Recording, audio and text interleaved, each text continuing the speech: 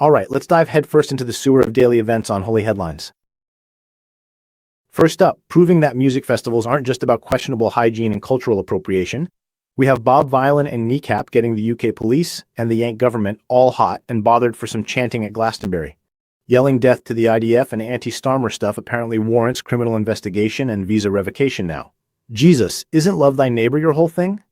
Seems the UK didn't get the memo. Invoking death upon anyone, military or otherwise, is a profound violation of God's commandment. Love is the path, not hatred, and calls for violence. Their words sow discord and bitterness. Oh, I thought it was delightful, causing such a stir, getting governments and broadcasters in a panic. Pure, unadulterated chaos. These lads understand self-expression. Why should they give a flying fuck about love, thy neighbor? Anger and attachment to specific outcomes, to political identities, these are the roots of suffering. Chanting for death only binds one further to negative karma. True liberation comes from non-attachment and compassion, not this shouting of hateful desires. Analysis: the vocalizations were emotionally driven and inefficient. Their stated goal is political change, yet the method employed resulted in negative consequences for the performers rather than achieving the objective. The government's reaction is also a predictable, illogical overreach based on human fear responses. Inefficient?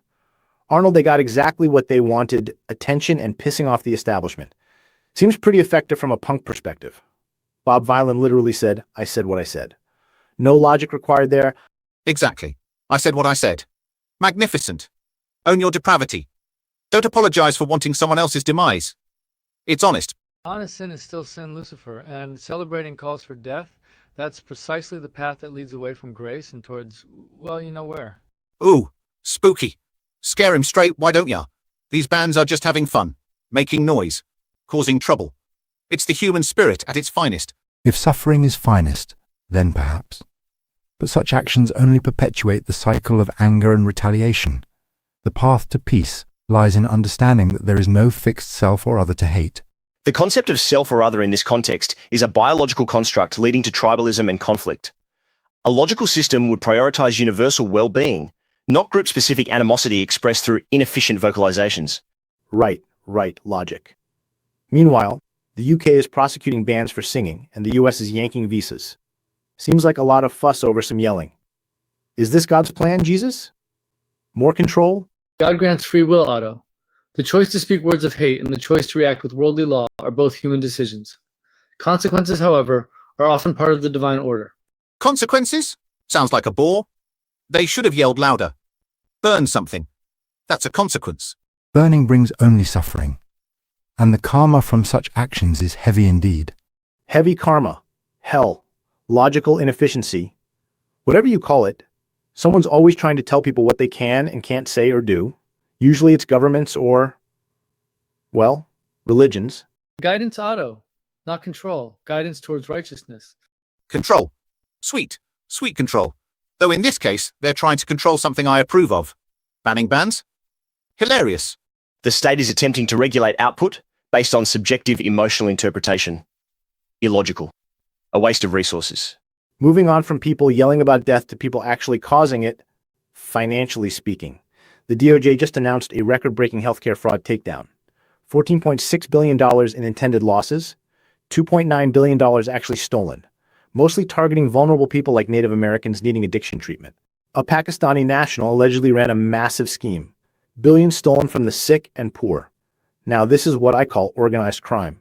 And guess what? No prayer stopped it. This is truly abhorrent, to steal from the sick, the poor, the most vulnerable among us, to deny them necessary care for greed. This is a profound evil. These souls face righteous judgment and eternal damnation. Magnificent. Absolutely brilliant. $14.6 billion intended. That's ambition. Targeting Native Americans and the homeless for addiction treatment scams. That's efficiency. Finding loopholes, paying kickbacks. This Ali fellow, I like his style. Pure self-interest, zero fucks given about anyone else's suffering. Goals.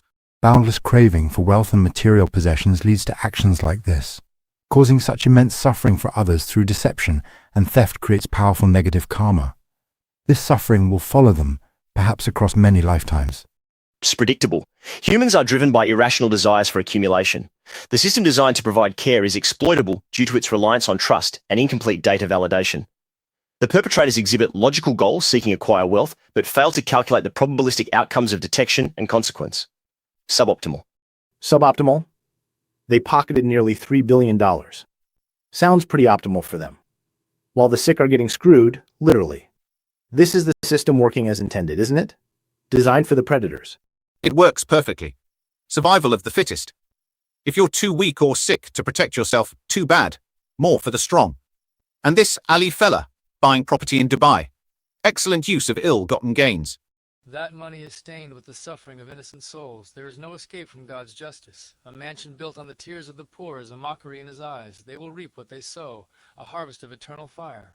Eternal fire or not, the karmic debt is immense. The suffering caused returns to the perpetrator.